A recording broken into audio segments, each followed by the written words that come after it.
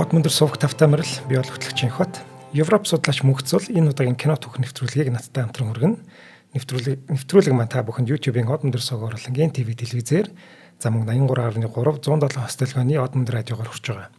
Өнөөдрийн дугаарыг ногоон ирээдүйг хөгжүүлэх яваатай MMS компани болон Univision-тэй хамтдаа жаргалтай Univision ивент итгэж байна. За өдрийн мэнд залаа. Өдрийн мэнд.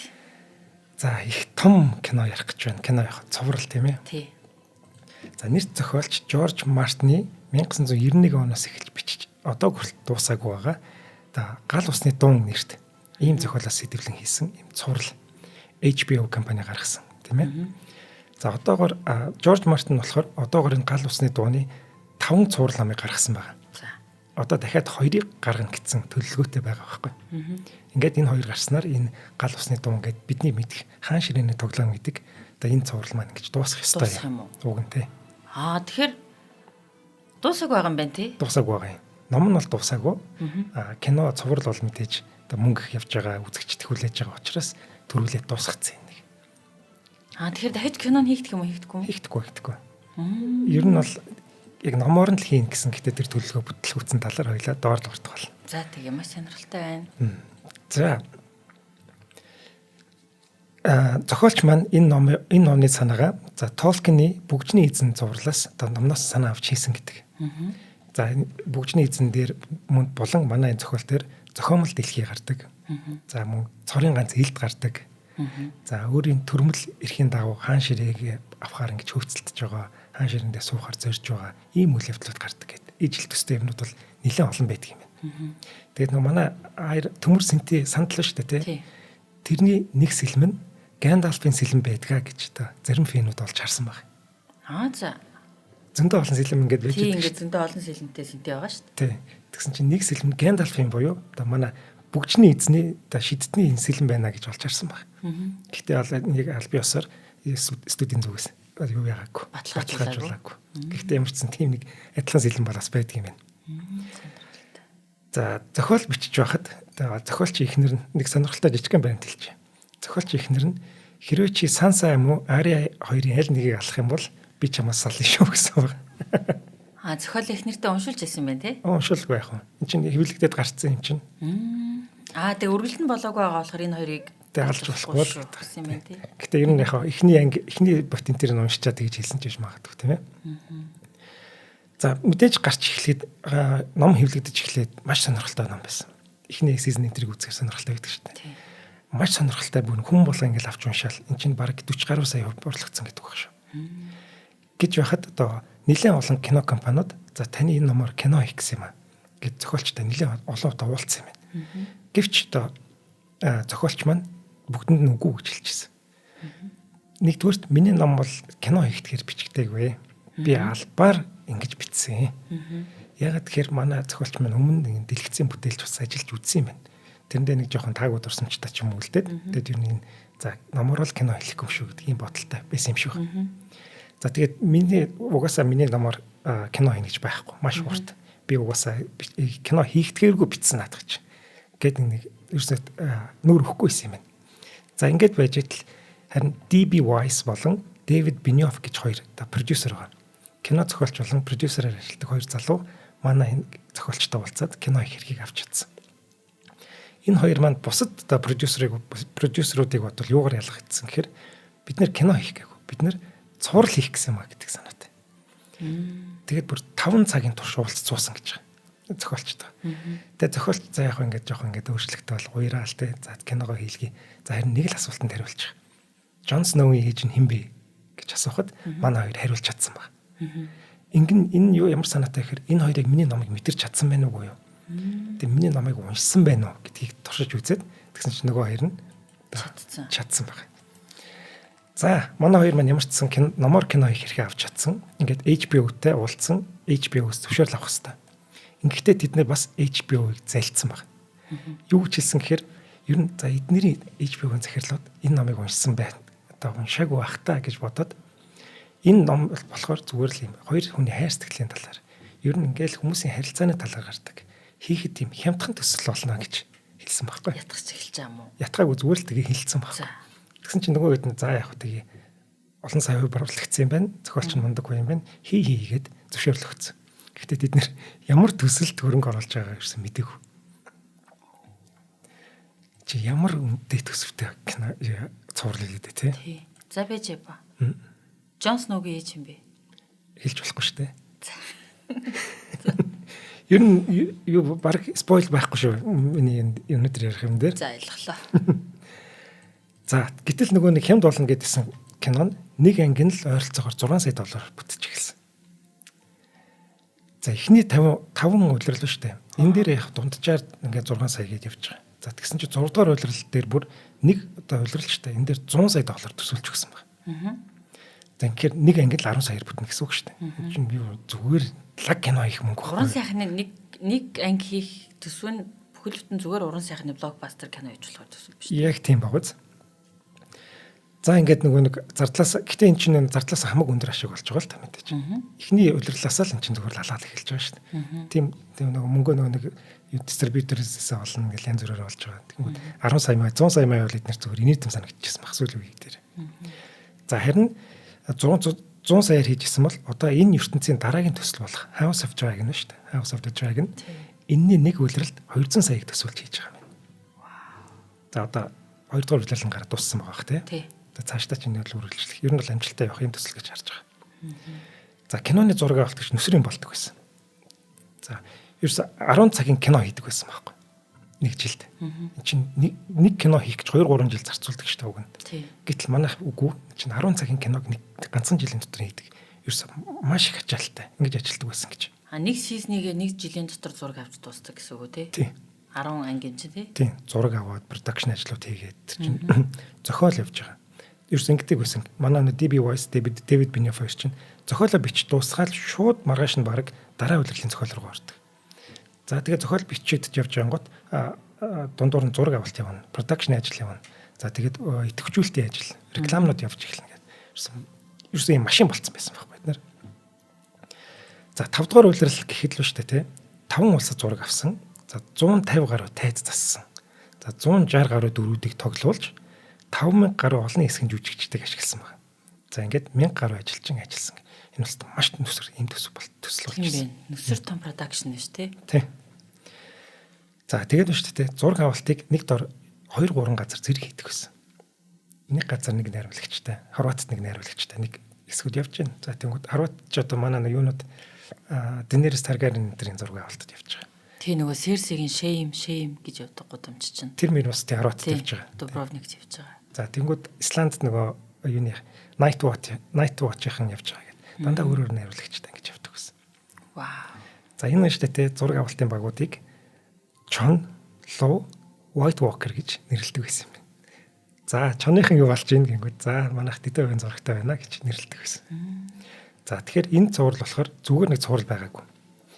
ТV шоу гэдэг ойлголтыг өөрчилсөн ер нь маш том төсөл болсон. Ер нь дэлхийд даяар өөрчилсөн. Ер нь кино байдаг. За кино бол мэдээж хамгийн дээр нь байж байгаа. За тэнгууд доор нь ТV шоу явуулсан байхгүй. Тэгсэн чинь энэ цуврал гарч ирснээр ТV шоу баг кинотойгоо зэрэгцэж ирсэн. Маш их мөнгө хайж хийдэг болсон. Одоо Breaking Bad нэтэр яаж хийж байгаа вэ те. Хүмүүсийн сонирхолд маш их нийцүүлж эхэлсэн. Маш том төслүүд хийдэг болсон энэ үгээр. За энийгээ дагаад ч нэг жүжигчд маань өөрсдөө ТV шоунд тоглохдоо ч гэсэн их дуртай болж эхэлсэн байна. Бид нэр жоохон бахта ТV шоу мэдсэн шүү дээ. Алдартай хүмүүс нэх байдгүй. Тий. Тэнгүүд одоо бол супер одод ТV шоунд тоглож байна. Харин тий. Нөгөө киноны дэлгэцийн бүтээлийн супер одод чинь ТV шоунд тоглоно гэдэг нь бараг л нөгөө ранк доошилсон ч юм уу тий. Тийм нэг ойлголт байсан шүү дээ 2000-аад онд 2000-аад оны ихэр ч юм уу тий. Гэтэл одоо бол шал өөр болсон шүү дээ. Тоглодог болсон. Тэгээд дараагийн улирал дээр тэр ирэх юм байлээ гингүүд. Бид нэр ингэж тоглож хүлээдэг юм болцсон баг тий. За тэгээд Game of Thrones маань IMAX дэлгэцээр гарсан хамгийн анхны ТV шоу цуврал болж гарч байгаа. За киноны хөгжмийг бол ярихгүй байж болохгүй. Ер нь цувралын ч юм уу киноны алдартай дуунууд зөндөө байдаг. Манай энэ цувралын дуу маань тэдний баг толгойд нь давхих тийм цуврал дуу байхгүй юу? Маш гоё дуу шүү дээ тий. За энэ дууг хөгжмийн зохиолч Ramin Djawadi гэдэг хүн бичсэн юм байна. Энэ мөн Iron Man энтрийн дууг зохиосон. Ер нь нэлээд олон төсөл төр том төсөл төр ажилласан. Маш авьяастай ийм залуу байна. За Иран гаралтай ийм хөгжмийн зохиолч байхгүй юу? Хөгжмийн зохиолчоо дуутчаад за энэ киноны хэсгүүд байна гэдэг үзүүлсэн байна. Тэгж үзүүлчихэд шууд манай киноны дуу ороод ирсэн гэнэ. Тэгсэн чи тэр үед нэг бич тэмдэглэх юм байдгүй, нот бичих цаас байдгүй. Шүгэлдэл аялаад яваадсан баг. Машинтайгаа студ рүүгээ. Тэгээ студид ороод шууд битсэн гэж байгаа. Тэгвэл чи мартагдчихдаг шүү дээ тий. Тийм аюултай байсан гэж. За ингээд киноныхаа дүрслэл хараад төрсэн сэтгэгдлээ тэр нь аюу болоод ороод ирсэн юм байна тий. Шууд онгодоор нь ороод ирсэн. Тэгсэн чи манай хоёр продюсерын нэг нь жоохон мангарцсан ба. Энэ чиний зохиосон хөгжмийг Ланнистерийн хөгжим болгочих. Чи харин манай үндсэн киноны хөгжмөд өөр хөгжим зохиочих гэсэн чинь нөгөө продюсер нуурлаад юу яриад байгаа юм. Ийм ундаг ай зохиоцсон байж байгаа чинь. Энийг киноныхаа гол аяа болгоно гэд тэгээд гол аяа болгож ирсэн юм. Маш сонирхолтой. За жүжигчдийн талаар жоохон яриа. За манай зохиолч маань өөрөө продюсераар ажиллаж байгаа. Жорж Мартин чинь кино хийхгүй гэдсэн хэрнээ өөрөө ирээд продюсер болсон. За жүжигчдийн сонголтонд бас оролцож ирсэн. За ер нь бол жүжигчдийн багийг маш мундаг гэж тодорхойлж болно. Маш сайн сонголт хийсэн. За маш олон дүр гарч байгаа. За зохиолч маань дүрээ зохиохдоо түүхэн хүмүүсээс жишээ аван зохиож ирсэн. За энэ талаар 10 цэгийн гэж сайт байгаа шүү дээ манай. Тэрэн дээр дэлгэрэнгүй юм нийтлэл байгаа. Тэндээс ороод уншиж болно. За харин цуврал тоглосон жүжигчд маань ихэнх нь хүмүүсийн тэр бүр таньдаггүй. За нэр алдарт гараагүй юм хүмүүс байгаа. За харин энэ цувралаараа бүгд шахуу дэлхийн хэмжээний одод болсон. Одоо энэ хаан чарсан за Game of Thrones-ы хаан ширээн тоглоомын тэр явж байна гэж харж. Манай ээж болстой бай амар таньж байгаа шүү дээ. Тийм үү. За алдар нэрт гарсан хэдхэн хүн байсны цус дурдвал за Шон Бин байгаа. За Лана Хейди байгаа. Peter Dinklage гэдэг манай нөгөө одоо байж байгаа. За мөн Charles Dance гэх мэт ийм хэдхэн л хүн байгаа юм. Ер нь яг байгаа л та гэтээ цөөхнийг дурдвал. За Peter Dinklage-ийн тухай ярихад зохиолчийн хувьд энэ дүр тохирох цорын ганц жүжигчин бол Питер байсан юм байна. Түүнээс өөр хүн энэ дүр тохирохгүй гэд ганцхан түүнийг л дуудсан. Тэгээ бүр шалгаруултанд ч оруулаагүй. Шууд дөрөв өгсөн баг. Бараг өөртөө зориулсан юм шүү. Анхнаасаа л дүр бодохдоо Питер Dinklage-ийг бодсон. Энэ кино хийнэ гэж бодоагүй шүү дээ нүгээр. Гэтэ яг зохиолоо бичиж байхдаа тийм харсан жиж магадгүй тий. За Peter Dinklage-с гадна бас Sean Bean-ыг шууд өөрч тоглуулж ирсэн юм байна. За бусдын бол бүгдийн шахуу шалгаруултанд оруулсан. За Peter Dinklage бол их гоё түүхтэй жүжигчин байгаа. Өөрийгөө хизээч голж байгаагүй. Энэ маш гоё жишээ болж байгаа. Энэ хүний талаар би тусдаа нэвтрүүлэг хийх юм бүр. За өөрийгөө хизээч голж байгаагүй. Харин ажлыг тэр голдог байсан. Ингээл одоо хүн юунд ч хамаагүй тоглоно гэл янз бүрийн ингээл санал тавина шүү дээ. Тэр нь болгонд үгүй гэдэг. Өөрөө зохиолоо уншчаад өөрөө тэрийг сонгож тоглолдог. За энэ ч утгаараа энэ хүн дэлхийн хэмжээний од болж чадсан байна. За энэ дүрээрээ 8 улирал дараалж Эммиг нэр дэвшсэн. За энээсээ шилдэг туслах дүр шүү дээ. За ингээд дөрөвт нь ялж байгуулж чадсан. За нэг дүрээрээ ийм олон шагнал үрцэн за рекордыг нэг хэсэг эзэмшиж байсан байна. Зөвхөн нэг дүрээрээ дөрвөн шагнал авчиж байгаа юм уу? Дөрвөн шагнал аваад 8 удаагийн нэр дэвшнээс. Тийм. Энэ нь өөрөө рекорд байхгүй. Тийм байна. Тийм. Тэрнээс ч нөө Bryan Cranston энэ Breaking Bad дээр бас байж байгаа л та. Цаадах чинь хэд дөрвийг авлаа, 3-ыг авлаа. Бас адилхан л байж байгаа. За дараагийн дүр болохоор Cersei Lannister байгаа. За Lana Headey гэж жүжигчин тоглосон. За Peter Dinklage, Lana Headey хоёр өөрсдөө найзууд байсан юм байна. Өмнө нэг 2-3 төсөл дээр хамтраа тоглолцсон оролцсон. За тэгсэн чи Peter Dinklage анх зохиолоо уншиж үзчихэд за би та нарын Cersei гэж таних юм байна. Би дуудаад ирээгээд Lana Headey-г авчирч тоглосон байна. За ингээд үлдсэн бол түүх болж үлдсэн тий. Тийм байна. Яаж тоглосон бэлээ манай хүмүүс тавар. Тус гаргаж байгаа шүү дээ тий. За Lana Headey-г өмнө бид нэр 300 гэдэг киноны Leonardo Sani их нэрийн дүрээр хатны дүрээр харцсан байгаа. За Gorgo гэдэг нэртэй тий. За тэнд бас хатан хүн ямар байх хэвээр вэ гэдэг яг эзэн хаандаа үнэнч тэгээ тийм сайн хатан ямар байх хэвээр вэ гэдгийг харуулчихсан бол манай кинон дээр тэрнээс шал эсрэг дүрийг харуулж чадж байгаа. Тэгэхээр энэ жүжигчний бас магтахгүй байх аргагүй. Би анх сандаг баг 300 үзчихэд энэ ямар гоё эмэгтэй вэ? Хүчрхэг. Тэгэхээр хаанаас нь чарсан тийм хөндлөмөр эмэгтэй байсан байхгүй. Тэгээд нэг Leonardo-с хэлдэг шүү дээ. Дайнд явахдаа баяртай хатан минь эхнэр минь тэгээд хамгийн сүүлд нь хайр минь гэж хэлдэг байхгүй. Тэгэл энэ Leonardo-с энэ ямар гоё зөгцөж байна гэлтэж яах боддог байсан. Тэгсэн чинь харин энэ дээр эсрэг талын хүн болцсон гараад ирдэг. Бүр үнэхээр гоё тоглосон тий. Ястаа гайхамшиг. Cersei-гийн дүр бол гайхалтай. За ингээд өмнө нь 300-ийн хатан гэдэг одоо цолтой байсан бол одоо ингээд Cersei гэдэг дүрээр дэлхийд даяар мэддэг боллоо. За Cersei бол фэнүүдийн санал асуулгаар за манай цувралын хамгийн үзэн ядагдсан дүр юм байна. Дамчаагаараа чулгамолоо шиддэг гэл түүхүүд байдаг шүү дээ. Манай хүнд ч гэсэн ийм дарамтад ирдэг байсан юм байна. Энд тэнд явж яхад нь хүмүүс янз бүрээр дууддаг гинэ. Нөгөө чи дээр мэр гэл те. Тэгэл гудамжинд харах юм бол миний хүү хол яваар энэ хүмүүс зайгаа барил ингээл янз бүрийн юмнууд болдог байсан. На комикон дээр ингээд хүмүүс ингээд бүйтүүд засаал ингээд суудаг штэ киноных. Тэгэл хүмүүс ирэл гар үсгээ авдаг. Джон Сноу дээр очиж гар үсгээ аваал те. Энэ дээр Санса дээр очиж гар үсгээ аваал. Манай Серсэ гараад ирэнгүүт заавж байгаа гэдэг юм холдуулаад дараагийн хүн дээр навчиж гар үсгээ авч мавдаг. Тэгэхээр дөрөө бүр тэгтлэн сайн гаргасан байна те. Тийм. Тэгээ яг тэр мөчч юм болохоор энэ хүний хувьд тийм бахархал байхгүй. Тийм. Би өстө энэ дүрийг толгосон байх шүү гэдэг. Тэг яаж ч харсан Серсэ харагдаа. Тэр хорон санаатай. Тийм. Нөөц болцоотой. Хизээч бууж өгдөггүй. За дүрээ ингэж гаргасан бүр маш мундаг юм жүжигч юм байна. Гэтэ харамсалтай нэмий авч чадаагүй байх гэж та бодоод байна. За хоёул эхний хамтран ажиллагчид танилцуулаад тэгээд үргэлжлэе тэхүү. За тэгээ. За. Univision явчих. За тэгээ. За өнөөдрийн нэвтрүүлэг юм аа нэг хамтран ажиллагч бол Univision юм байна. Univision RAV 4-тэй кино урамшууллаа зарласан юм байна. За Univision-ийн хэрэглэгчид маань наашаа анхаарлаа хандуулаарай. 2025 оны 4 сарын 15-наас эхлэн 2025 оны 5 сарын 26-ныг дуустал Univision-ийн RAV 4-тэй кино урамшуул дахин ихэлсэн юм байна. Энэхүү урамшуулд хамрагдахын тулд та Univision-ийн RAV 4-тэй кино зэснээс хүссэн киногоо үзэх эсвэл дуран кино багцаа идэвхжүүлээд цоошин RAV 4 машины эзэн болох боломжтой. Мөн тойлогт кампт гэр бүлэрээ амрах эрх 10 дугаар үеийн iPad, Gorgo 13, 1 сая төгрөгийн Петровисын бензиний эрх зэрэг олон супер шагналуудыг бэлдсэн бөгөөд та бүгдээ хүлээж байгаа юм байна. Тэгэхээр та илүү дэлгэрэнгүй мэдээлэл Univision-ийн Facebook хуудасаас авах боломжтой. Тэгээд удирдлагаараа шинэ машина хасаа гэсэн үрээтэй байна. Таалагдчихэв. Тэр GoPro бах тий. Тий. Тийм байна. GoPro түрүү нөгөө Gorgo гэдэг Leonidas игнэрийн нэрээр нэрлэлчлээ. Тий. Яг би яг тэгтлээ гэж бодлаа сая. Тийм байна. GoPro 13 гэж шүү. Тий. Ямар гоё юм бэ? За кино үзье да. Би 3-ыг үзсэн байна. Чи кино үзэх зав байхгүй байгаа гэж. Гэн чинь ядаж ингээд за RAV 4-тэй байна гэд тоглуулаад тэгээ унтна үстэй юм чинь. Бас санаа байна тий. Тийм шүү дээ. Яг ихний хэсгийг хараад би чинь Монаг эхлүүлсэн байгаа. Мона эхлүүлсэн тий. Өөр чинь энэ сая RAV-ыг эхлүүлсэн байгаа. Хоёр нь. Тий. Тийм байна. За би намралтын өдрүүдэд юу их ойлгочлаа. Тэгэхээр гой кинонууд байлаа. Тийм байна. Тэгээ RAV 4-тэй болмоор энэ шин.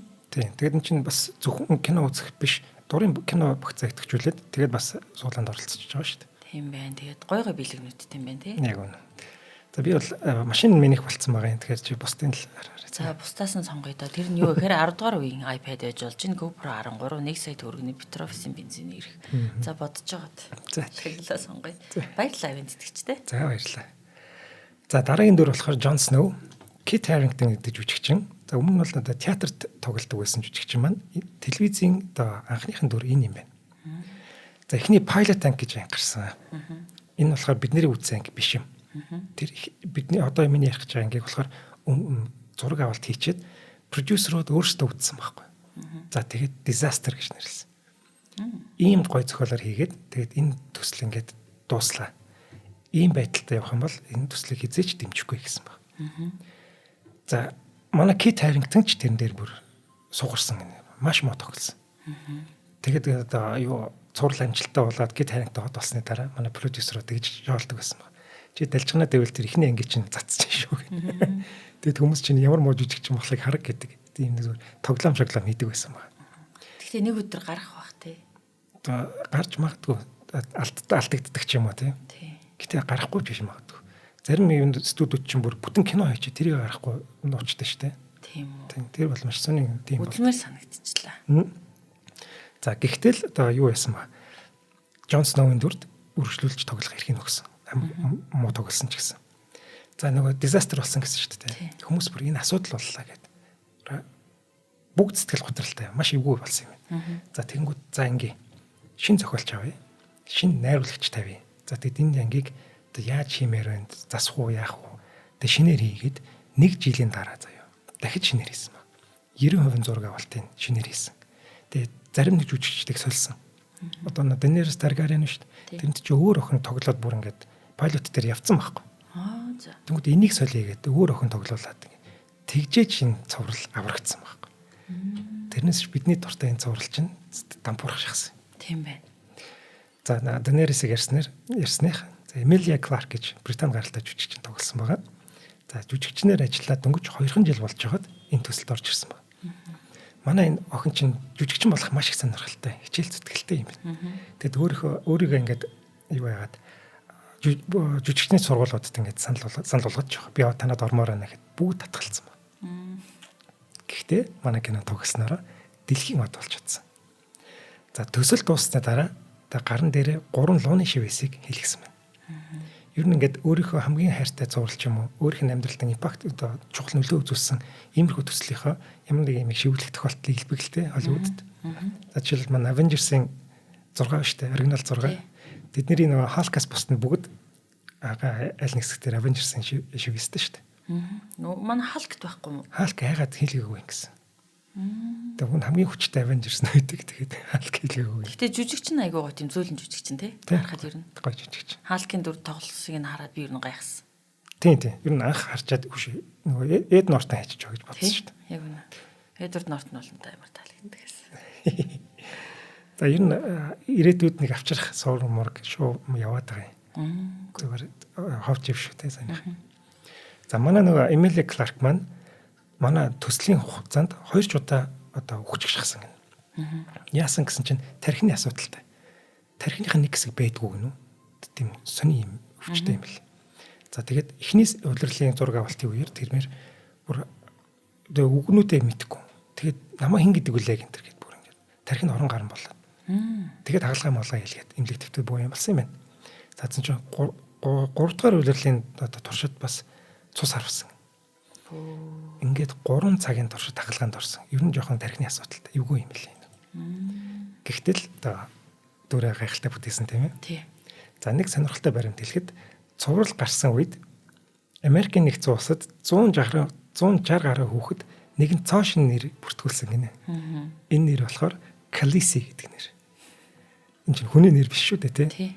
Цол гоншин. Тий. Гэтэл та хүмүүс гоё нэрэлтэй Khaleesi гэдэг чинь. Би ч гэсэн Америкт байсан хүүхдээ хөгжил гоё нэр байхгүй тий. За ингээд 160 гаруй хүүхэд одоо Khaleesi гэдэг нэртэйгээр 10 настай гүйж байгаа юм байна тийм. За дараагийн дүр болохоор Sansa Stark байгаа. Sophie Turner гэдэг жүжигчин. За мөн анхныхын дүр энэ юм. Ерөөсөл анхны гэсэн тодтолтой хүмүүс нь зөндөө байгааз тийм. За Британи гаралтай энэ охин маань за Stark-ийн нэг хүүхдүүд бүгдээр чонтой болдог шүү дээ. Гэтэл өөрт нь оногдсон тэр чоныг өөрөө өргөж авсан юм. За. Чонч явах тэр чинь нохоо тоглож байгаа шүү дээ. За тэгээд тэр нохоо өргөж аваад өөрийн болгосон юм байна. Тэр одоо нохоог нь Zuni гэдэг нэртэй. Манай кинонд болохоор Lady гэдэг нэрээр гарч байгаа. За би өөрөө нохоон тайртай хүн болохоор энэ мэдээллийг хуваалцаж байгаа шүү гэж. Баярлалаа. Нохоон тайртай хүнийг талархан хүлээн авч байна. За баярлалаа. Zuni гэдэг нэртэй юм байна. Кинонд дээрх нөгөө одоо чоных нэр бол Lady юм байна тий. Тийм Lady. Ер нь нэрнүүд нэг гоё шүү дээ. Яг ингээд характертартан тохирсон.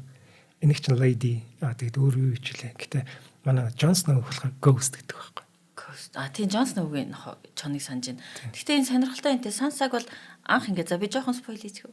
За тийм. Анх ингээд дүр нь эхэлж байхад бол тийм хүчрхэг дүр байна гэж ерөөсө бодоогүй. Ер нь нэг сул өөрөө нөгөө Lannister-ийн ордонд очих дуртай те King's Landing-д Joffrey-тай суух айгу дуртай байсан шүү дээ. Нэг гэр бүлээсээ урвж байгаа юм шиг тийм дүр харуулад байсан. Тэгээд ер нь сүүлд бол Sansa ч нөрөө яг л нөгөө гэр бүлийнхаа леди нь болж байгаа шүү дээ. Ээж нь өнгөрцөн те матриарх болж байгаа.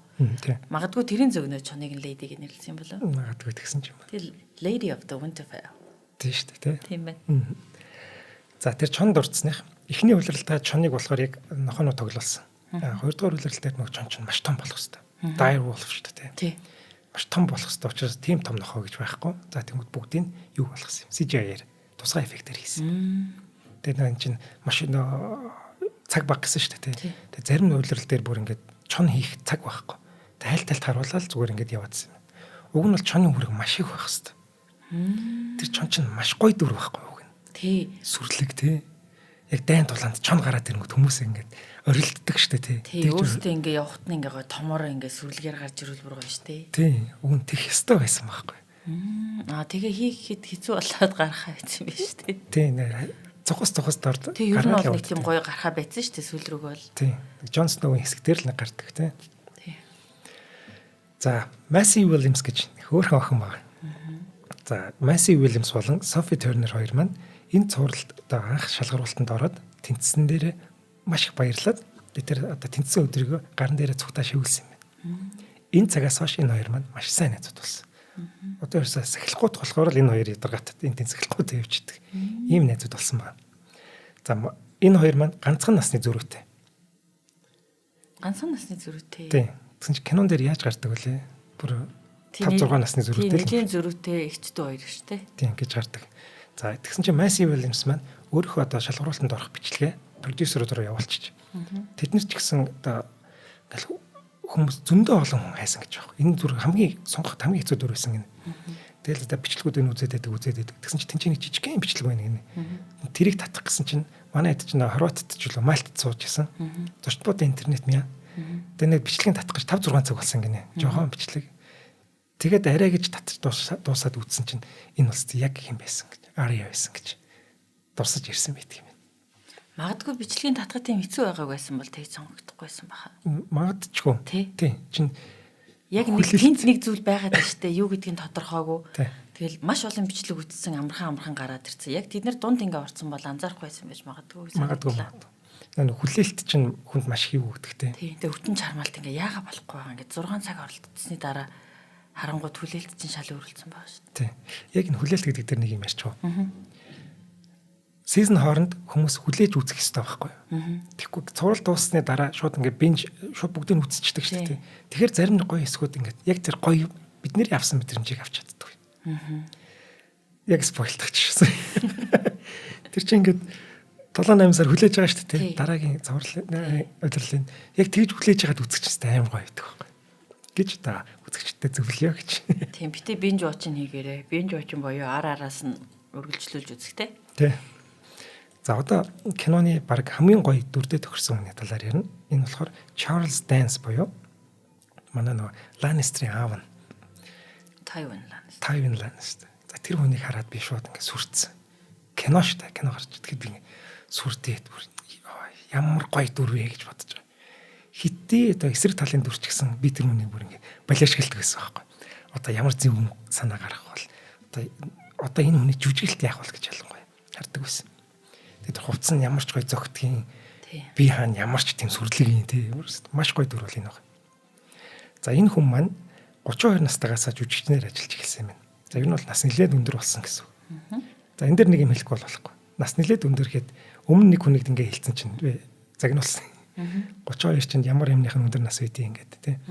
За мэрэгжил сонгоход бол 32 нас болж жоох өндөртөө орно. Тийм болохоор жоох өндөр гэж хэлсэн юм шүү гэд. Штэдийн зангис ихчтэй жоохон залруулга хийчихэ гэж. За энэ хүн маань ер нь кинонуудыг үзээд хахаар дандаа тийм нэг ихэмсэг Британи хүний тийм язгууртны ч юм уу. Тий, өөрөө харагдах байдал нь юмжтай сурулж өгсөтэй. Нэг эрх мэдэлтэй маш их авторитет ингэж авчирч байгаа. Гой жүжигчин. Дөрүүд нь ч бас гоё. Тий. Яг л тэр дүрээрээ ер нь гаргаад байдаг л та. Гэхдээ Dracula Untold шүү дээ. Тэрэн дээр маш өөр дүр гаргадаг. Агууд нөгөө тусрагч болсон байж байгаа шүү дээ. Тэрийг харчаад энэ Charles Dance гэсэн чинь харсан чинь нэрэл мөн байсан л та. Тэрнээс бус дүр нь бол байж байгаа. Яг тийм ихэмсэг дүртэй л гэж одоо харагдаад. Гэтэ бас тэр Dracula дээр ихэмсэг болчдөг л та хамгийн сүүлдээ. Тийм яг би тэрийг ярих гал хэлээ. Тэгдэгдэн шүү дээ. За хөвчлээ. За дараагийн дүр болохоор Joffrey тоглосон Jack Gleeson гэж жүжигчин байна. За энэ жүжигчинд манай George Martin зохиолч маань тусгаалan загтал хэлгээж баяр хүргэсэн. За баяр хүргэе. Дүрээ үнэхээр гоё гаргалаа. Одоо бүгд чамайг үзэн ядаж байгаа гэж. За энэ болохоор бас л энэ хөгт чинь тэргүүрээ бахарах хэрэгтэй байхгүй. Би дүрээс тултан гаргасан байна гэдэг. За анх дүрээ уншичаад за би энэ дүрээ яаж одоо бүтээх вэ гэж бодож байгаад Gladiator-ын Commodus-ын дүрийг бүтээсэн Joaquin Phoenix-ийн жүжиглэлтийг харсан юм. Ингээд түүний жүжиглэлтийг дуурайч тохиолсон баг. Тийм байна. Амар үзье. Хараас үзье ядмаар дүр тий. Хорон санаатай psychopathic. Тэгсэн чинь Joaquin Commodus-ын дүрээр харсан гэсэн чинь Commodus-ус яг тэр. Тэгтээ арай зөөлөн хувилбар шүү тий. Тэ арай зөөлөн. Манай энэ Joffrey ч бүр харгислал хийхээс буцдаггүй айдаггүй юу ч зогсоохгүй шүү тий. Гэтэл энэ хүүхд чинь болохоор маш гоё ааштай. Тэр айгүй уян зөөлөн бүр тэрүүгээр алдартай хүү юм байна. Тэгэд энэ дүрийг гаргаж чадчих гэдэг чинь энэ хүүгийн авиас нь мундаг байгаа. Тийм байна. Маш чадвартай жүжигч юм байна. Тэгэд би энэ сүүлүүд яга харахаа болчих уу гэсэн чинь жүжигчнээсээ төр хүнд ирээд Тэгээ одоо буцаад жүжигчин бол ажиллаа өргөжүүлж хийж байгаа юм. Анх энийг би Batman дээрээс харж ирсэн. Batman дээр гардаг. Batman Begins дээр гардаг байхгүй юу? Жохон хөвгт. Эхний хүүдтэй нөгөө. Биш. Commissioner Gordon биш. Биш. Өөр хөвгт байгаа. За ингээд өвөө ач хоёрын дүрийг бүтээсэн энэ хоёр жүжигчин маань өөрийнхөө дүрт маш дургуй байсан гинэ. Манай Charles Dance хин хоёр те. Jack Lawson хоёр. За ингээд ясны дургуй байсан. За ялангуяа Peter Dinklage-тай буюу Tyrion Lannister-тай тэр зураг авалтанд орохдоо маш тийм хүнд үйдэг байсан юм. Яа тэгэхээр манай Peter Dinklage бас өөр айгуу сайн хүн байхгүй. Айгуу сайхан хүн байхгүй. Тэгээд манай бүр хин Charles Dance чинь ингээд зураг хооронд болгон намайг уучлаарай гэж дандаа уучлахгүй байдаг байсан гэнэ. Тийм үү. Гайшоо нэр эднэрийн юмуд. За ингээд хараа зулаа. Хоёуланд 13 минут үлдчихэд байна. За. Гэтэл одоо ингээд ярих юм зөндөө байгаа. Хоёул ингээд дөрүүдээ одоо ингээд болъё те. За. Ер нь ингээд Littlefinger ч юм уу, Robb Stark энэ төр ярих юм зөндөө байна л да. Гой дөрөв зөндөө байгаа. Тийм. Jaime Lannister гэл те. За ялангуяа тэр Night King-ийн тогсон жүжигчний түүх мөх болстой. Амар гоё юм л шүү дээ. Тэнчи дээр ярьжсэн тий. Тэр чинь гол дүр тоглож, ерөөс кинон тоглож үзээгүй. Дандаа нөгөө юунд туслах дүр ч юм уу, туслах дүрсэл төр чинь орлон тоглогч ч юм уу. Тэгээд энд зодоо модоныг найруулдаг, дэгэлдэг юм байсан байхгүй. Тэгсэр н хамгийн айц сүргэм хамгийн хүлээлттэй дүр тоглосон тий. Яг тэгсэн. Хамгийн амархан хөвцөн. За чи яаж аа вэ? Гэтэ дийлэх нь үтцсэн баха. За манай одоо үзэгчид энэ бүсгүйг загна. За дөрүүдийг түүхэн хүмүүсээс авсан гэж дээр дурдсан. За тэгвэл зөвхөн дөрүүдийгч биш. Зарим үйл явдлууд болон газар ус бас бус зүйлсэгч бодит зүйлсээс түүхээ санаа авч хийсэн юм байна. За Night's Watch-ын шүний харуул гэдэг хүмүүс гарч байгаа. За эдгээр болохоор дундад зууны үеийн Knights Hospitaller, Knights Templar энэ гэдэг байдаг гэсэн шүү дээ. Тэднэрээс санаа авч хийсэн юм байна. Эдгээр чинь яав нэг хэрэгэн зэрэг дөрөнгөөсөө бүгдээрээ татгалзаад ариун газрыг хамгаална. Би ариун явдалтан байна гэд тангараг өргөдөг те. Эднэрээ санаа авсан баг. За мөн хин за нэг марчлаа. Бичигдэг юм ярих гэж байсан. Бичсэн юм л ярихгүй те. За мөн цуврал дээр гарч байгаа одоо нэг хүнийг цуврал дээр нэг үйл явдал гардаг шүү дээ. Нэг хүнийг олуулаа ингээд одоо сэлэмдэж хутгалж хөнөөдөг. За тэр болохоор ямар төвхтэй адилхан вэ? Юли Цезарыг. Яг тийм үү. Тэр хамгийн дотн хүн дунд нь байждаг шүү дээ. Брутус шиг. Эндээс бас санаа авч хийж байгаа юм байна. За Daenerys Targaryen гэж дүрийг бас Клеопатрагаас санаа авч хийсэн байгаа. Тийм байна. Тийм. Энэ хоёр чинь бас цөллөгт байдаг. Тэгээд нөгөө юугаа авдаг. Сүүлийн хатаан. Тэгээд нэг ойлоо язгууртан гаралтай. Тэгээ сурулж өгсөтэй. Тэгээ эрх мэдлийн төлөө олон ирчүүдтэй суусан. Тий. Тэгээд энэ чинь нөгөө хид хидэн хэлээр ярьдаг ч гэдэг юм уу те. Адил төсөөтэй төлөө зөндөө байгаа юм лээ. За тэгээд хоёр ах нь хоёулаа түүний амрагтан гэж ялагдчих. Хороогддог гэх мэтчлээ. Би бас нэг юм нэмчихв. За тий. Надад төстэй санагдсан юм. Дотрак гэж байдаг шүү дээ, тий. Зэрлэг нүүдэлчин хүмүүс байдаг.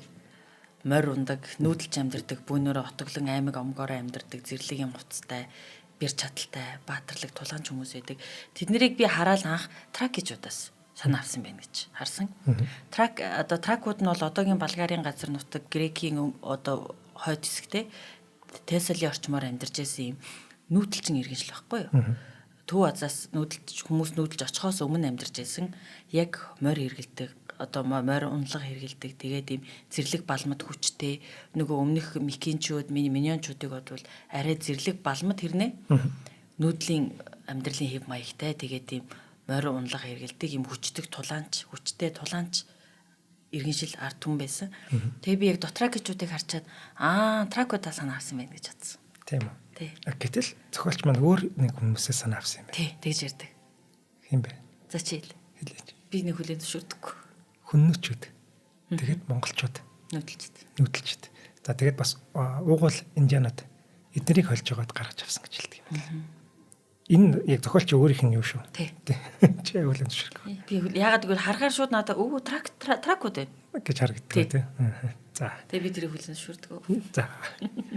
За тэр дотраки гэдэг үг нь өөрийнх нь хэлээр унаач гэдэг үг юм байна. Тэгээ чинь дотраки хэлгээд зохиосон шүү дээ. Бүр хэлний шинжээч авчирч хагаад энэ хэлээр тэр шинжээч маань 4000 гаруй үг зохиосон баг. Ингээд кинонд бүгдийг ашиглаагүй л ахал та. Гэхдээ ямар ч сан мундаг ажилласан байгаа зү. Тийм байна. За энэ хүнийг болохоор Дэвид Питерсон гэдэг юм байна. За Питерсон маань зөвхөн дотрооки хэлийг зохисохгүй Dead Valerian хэлийг зохиосон байна. За мөн White Walkers болон ойн хүүхдүүдийн хэлийг зохиосон байна. White Walkers чинь ярьдаг байж. Зохиол дээрээ. Тэгээ бүр хэл зохиолгдсон байгаа зү. Зохиол дээр ярьдаг байсан байна тий. Тийм байна. Гэтэл чи манай кинонд нэг ч үг дуурдаг шүү дээ. Сэлэм гэл ингээл байж байдаг шүү дээ. Тохиогоор ярьдаг. Тий. За гэхдээ энэ хоёр ойн хүүхдүүд энэ хоёр хэлийг ашиглаагүй. За Ансалид гээд цэргүүд дайчд гарч байгаа. Тий. Тайхан тий өнгөлүүлсэн хүмүүс. За тэднийг л мөн Египтийн Мамлук, за Грекийн Спартууд болон Отоманы нэг хэн биш үү? Яничарууд. Тий. Хааны хамгаалагчд. Тэднээс санаавсан. За ингэж байна. За инги кинонд гол дүр байхгүй. Хоёул дөрөв дүр ярьсан шүү дээ. Гэхдээ нэг гол дүр байгаа гэж үзэх юм бол тэрийг хаан суудал гэж хэлж болно. Синти өөрөө. Синти өөрөө. Тий. За ном дээрээ төмөр синтийг 1000 ил дээр хийсэн 12 м өндөрт байрладаг. Биш 12 м өндөр сандал байхгүй. За зохиогчийн дүрслэлснээр Ватиканы Басилика штэ. Тэрэн шиг юм том юм танхим дотор 6 м-ийн өндөрт байрладаг гэж дүрслсэн байна. Тэгэхээр 6 м-ийн өндөр тавцсан дээр 12 м өндөр сандал тэгэхээр баг 20 м өндөрт нөгөө синти чинь байх нь шүү дээ. Хөө маш дээр байна. Тий. За тэнгууд кинон дээр тийм байх юм бол чинь утгагүй юм бол. За тэнгууд газар буулгаж ирээд сандал нь арайч жижигхэн болгоод тэгээ 200-аад ил дээр хийсэн гэж одоо ил дээр хийсэн юм байна тэр сандал. За гэтэл зураг авалтын үеэр энэ сандал маань нэг удаа эвдэрсэн гинэ. Яаж эвдэрсэн гэсэн чинь манай Брин тоглодог тийм ихтэй жижиг чинь. Night тий. Жохон том битэй. Тий. Тэр чинь метр 90 байхгүй. Аа. Тэр суусан чинь эвдэрсэн гинэ. Тэгээ чи яа сандал эвдэлж вэ гэсэн чинь өлегтөх юм хийхгүй байсан. Би ийм том битэй юм чи эвдэлгүй байт ингэж бас өөрийгөө өмөрсөн байлээ. За тэгээ энэ сандлыг дуудлага бодлоо 1.5 сая доллараар дараа нь зарсан юм байна. За хоёул дараагийн хамтран ажиллагчаа танилцуулаа тэгээд үргэлжлүүлье. За өнөөдрийн дугаарыг маань ногоон ирээдүйг хөгжүүлэх яриатай MMS компани ивент гэж байгаа. За маш гоё яриатай ийм компани байгаа. За MMS нь байгаль дээлтэй доктортой хөгжлийг дэмжин за шахуугдшгүй эрчим хүчний их усэр болох нарны цахилгаан эрчим хүчний өргөн сонголт цогц шийдлийг харилцагч нартай хүргэхээр ажиллаж байгаа. За нарны эрчим хүчний зах зээлд дэлхийд тэргүүлэгч Genco Solar болон Solox Power зэрэг үйлдвэрлэгчдийн Монгол орны уур амьсгал тохирсон шилдэг технологи бүхий бүтээгдэхүүнээр дамжуулаад за малчин өрх, газар тариалан, амны орон сууц, үйлдвэр үйлчлэгээ зэрэг бүхий л салбарт 30 жилийн баталгаа хугацаатай нарны эрчим хүчний шийдлийг санал болгон ногоон ирээдүйрөө хамтдаа урагшлах энэ боломжийг олгож байгаа. 30 жилийн баталгаа хугацаатай шүү дээ. Тий. 30 жил гэдэг чинь. Тий. За хэрв та цахилгаан эрчим хүчний дутагдалд орсон цахилгааны төлбөр өндөр гарч байгаа асуудал тулгарч байгаа бол нарны цахилгаан усүрээр та эдгэрийг эд бүхнийгээ шийдвэрлэх ийм боломжтой.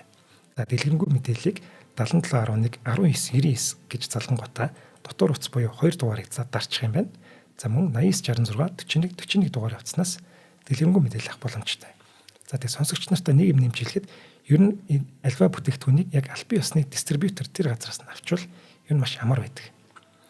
Одоо баталгаа хугацаатай байна. Тэгээд төхөөрөмжүүд маань бүрэн хүчин чадлаараа ажиллана. За ямар нэг асуудал гарлаа гэхэд очиод хэрүүл хийхэд хамгийн ойрхон тий. Шууд очиод за эн чинь ингэчлээ гэнэ. Тийм баталгааны хуудастай. Тийм баталгааны хуудастай. За тэгэд эвдэрч гэмтлээ гэхэд тэр чинь яг мэрэгжлийн инженерүүд ирээд засаад өгчнө. Ингээд юм давуу талууд маш их байдаг. Тэгэхгүй нэг зүгээр нэг дэлгүүрээс очиод авчих юм бол дараа нь ямар нэг асуудал гарлаа гэхэд бас хүндрэлтэй. 5 цаас татвар төлөлөө ч гэсэн тий. Тийм. Яг наадах чинь үнэ. Нөө харамч хүн 2 дахин их төлнө гэдэг. Тэгээд үнэ дагаж чанар гэдэг бол үнэ шүү. За ингээ өнөөдрийн дугаарыг маань MMS компани ивент тэтгэлээ. За хаана явчлаа? За юу болсон бэ? За гол дүр синти байсан, синти гэрээ нэвдсэн. За одоо ингээд нэг кинон дээр нэг гардггүй. Гэтэ нэг хальт дурддагдаад өнгөрдөг нэг юмыг тайлбарлаж өгөх гэсэн. Энэ болохоор анхны хүмүүс гэж гараад байдаг. Би анхны хүмүүсийн болон андалсуудын одоо захирагч 7 хуучин болон шин 7 бурхан гэл ингээл юмнууд байдаг шүү дээ. Тэрний андалс буюу анхны хүмүүс гэж нэршлүүд гараад байдаг. Энэ хэн бэ гэдгийг хальт тайлбарлая. За эдгээр нэршлүүд нь одоо байна та тий. Номон дээр дуртагдахдаа Есүс буюу одоо газрын зургаар харах юм бол баруун тал байж байгаа. Энэ твээс анхны хүмүүс гэж хүмүүс гүүр бариад тэгээд Westeros буюу манай энэ газар ирсэн юм. Манай одоо яг жинхэнэ бай тулаан болоод байгаа төв дээр. За энэ хүртэл Westeros-т ойн хүүхдүүд буюу цувралын одоо төгсгөл хэсэгт гардаг тэр хүүхдүүд амьдардаг байсан юм байна. За ингээд баахан хүмүүс үрж ирэл чинь твийн нийцлэл буу юм болол ангууд манай ойн хүүхдүүд нөгөө нэг гүүрийн нураа чаянгуудаа энэ Essos-оос ирсэн хүмүүстэй анхны хүмүүстэй 1000 жилийн турш тулаан хийсэн. Дайн хийсэн. За ингээд 1000 жил байлдаад ингээд нэлээд туйлдж байгаа шин чи мэдээч тийм. Ингэсэн чинь энэ хоёр нэлээд хойно ухарч байгаа л да. Хоёлаа нэг дайсантай юм байна. Энэ болохоор нэг White Walker буюу энэ твийн хойно хэсэгт амьдардаг тэр дэ хүмүүс юм байна гэж тэ ойлгонгуудаа хоёлаа инхийн эвийн гэрээ байгуулсан баг. Ингээд эвийн гэрээ байгуулад цугтаа ингээд эв нартаагаар амьдарч эхэлсэн баг. Ингээд хэдэн мянган жилийн турш амьдарсан байхгүй. Ингээд эднэр чинь юу яаж байгаа нөө ханыг бас цугтаа босгож байгаа юм. Тэгээд нөө анхны хүмүүс маань манай ойн хүүхдүүдийн шашныг өөр дээрээ аваад ингээд цугтаа нэг шашин гэж үтэж эхэлж байгаа юм. Ингээд гэх мэтчлэн ингээд маш гоё хармонитой гоё амьдарч эхэлж ирсэн байна. Тэгээд байжсэн чинь Essos-оос 2 дугаар давлага ирсэн. Энэ хүмүүс үрж ирээд ерөөсөө манай энэ Westeros-ыг ерөөсөө одоо алж талаад яг ингээд эзэн сууж эхэлсэн байхгүй. Яг нэг колоничлсан шиг. Яг тийм. Тэгсэн чинь манай нөгөө хэд чинь хэдэн мянган жил Westeros-т амьдарсан тий. Бар тэдний нэг болцсон ингэ байж байгаа шүү дээ. Тэгэд ерөөсөө бүгдээрээ ингэ баг ялагдсан. Тэгэд ер нь хоошоо цугтаасан гэж байгаа. За, эдгээр шинээр ирсэн хүмүүсийг болохоор андалсчууд гэдэг. За, ингээд андалсчууд анхны хүмүүстэйгээ бас ингэж хоорондоо холилдож уусаад тэгээд нэг одоо болоод тэгээд бидний үе дээр ирсэн байхгүй. Ингээд нөгөө нэг үгэн дээрээ андалсчууд болон анхны хүмүүсийн удирдагч гэж хэлдэг чинь ийм учиртай юм байна. Ойлголоо. За ингээд андалсууд өөрсдөө шашныг шинээр үсгээд тэнгууд хуучин болон шинэ бурхад гэж хэлээд байдаг нь ойн хүүхдүүдийн бурхан. Тий. Бас шинэ тэдэр нь сүүлд ирсэн хоёр дахь нөгөө андалсчуудын хоёр дахь давлгааны шашин гэсэн үг шүү дээ. Тий. Ингээд ингэж хэлдэг ийм учиртай юм байна шүү гэж. За ингээд нөгөө ойн хүүхдүүд болохоор хошоо зүгтаацсан. Тэгээд анхны хүмүүсийн жинхэнэ үр удам ба шүү дээ, тий. Хойд зүгт амьдарч байгаа. Зэрлэгүүд ба шүү дээ. Тэр чинь байна. Ийм учиртай юм байна.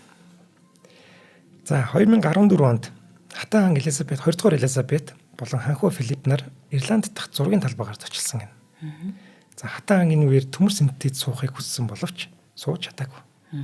За энэ болохоор манай одоо кино бүтээгчтэй ямар ч хамаагүй Их Британийг удирдах байгаа хүн өөр улсын синтез суух хэрэггүй.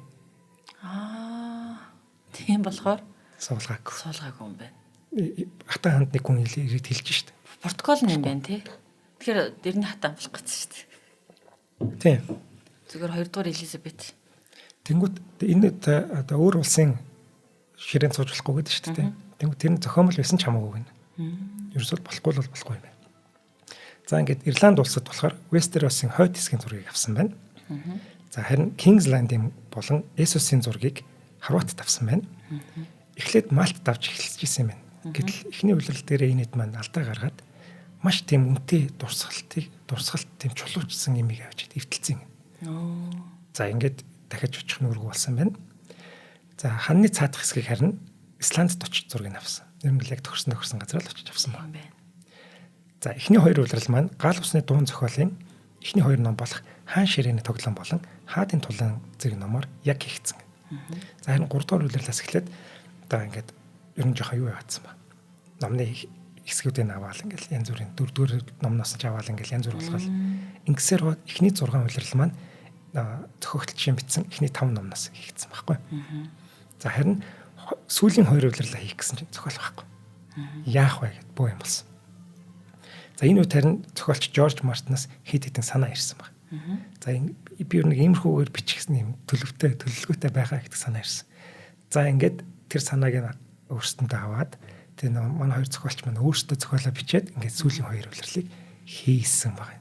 Тэгэхээр Жорж Мартины номноос өөр үж болох юм байна те хэдийгээр санаа наагч гэсэн үйл явдлууд нь. Ер нь миний хүлээлт бүр шал өөр байх болов уу гэж бодож байна. За ингээд Жорж Мартины ном байхгүй болохоор яасан бэ гэхээр энэ 2 үйлрэл маань бүрэн сүрсэн шүү дээ. Хүмүүс маш дургу ялангуяа фэнүүд нь те 9.6 гэдэг үнэлгээтэй байсан цуврал. Сүүлийн 2 улирлаас шалтгаалаад 9.1 болтлоо унсан шүү дээ. Тэгэхээр энэ ямар муу 2 улирал байсан тодорхой харагдаж байна. Гэхдээ л гоё байсан. Та чинь зүгээр луу гараад ирвэл юу ч хамаагүй гоё шүү дээ. Тий, том биетэй амтан, төсөөллийн амтан гараад ирвэл гоё. Тий. За харин хоёр одоо продюсер маань ингэж хэлээд байгаа. За сүүлийн 2 улирал болохоор зохиолчийн одоо бичих тэр хоёр намтай адилхан байгаа. Ер нь бол төстэй шүү гэж хэлж байгаа маань. Гэхдээ тийм бол биш бах. За тэгээд ном гарчих юм бол сүүлийн 2 улирлыг дахиад хийх үү гэдэг бас фэнүүдийн асуулт байгаа. Гэхдээ тэр бол эзэж хийхдэггүй баха. Одоо House of the Dragon дээр илүү төвлөрөх байх тий. Тэгэх бах. За цуврал хийгдэж эхлэхэд зохиолч маань сүүлийн 2 намаа цуврал дуусгаас өмнө бичиж дуусгана гэдэг төлөвлөгөөтэй байсан юм. За энэ ингээд киногоо хийжлэг биенд нь гоё ингээд шахагдаад ингээд ирчлэгдээд сүүлийн 2 намаа биччихнэ гэж бодсон чинь 11 хонд 5 дугаар ном гарсан шүү дээ. Энээс хойш одоо 14 жилийн хугацаанд манай хүн 4 хуудас бичсэн гэнэ. Зохиол гарч чадаагүй. Амжаагүй. Бүгэн шахагдаад хийнэ гэж бодсон ч үгүй юм байна. Би бүр ингээд бүр бичгээ болчлаа гэсэн юм байна. Гэтэ сүүлийн бичиж эхэлсэн л баг л та. Уг нь хурдан гарчвал сайн л байна. Энд чинь шүү дээ тий 77 настай хүн байхгүй юу? Юу ч болоо билээ тий. Чи өөрийгөө л бодож ш яасан мó. Тэгээ шүү дээ чи. Би энэ Жорж Мартин болон Ридли Скотт хоёрыг одоо Гялсангийн юмудаа хийгээч гэж Спилберг 3-ыг яагаад.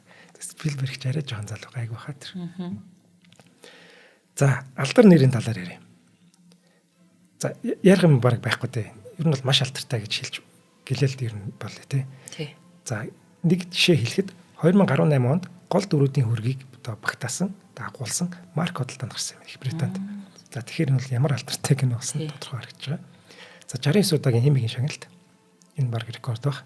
За хүндэтгэлийн бас нэг маш чухал Эми байгаа. Тэг болохоо бүр сонгон шалралт нь маш чухал хүмүүст өгдөг тийм байхгүй. Энэ шагналыг авчаад та хоёр Спилбергийн хэмжээнд очлоо шүү гэж хүртэл магтчихсан байна. Тэгэхээр энэ ямар чухал шагнал вэ те? Тийм байна.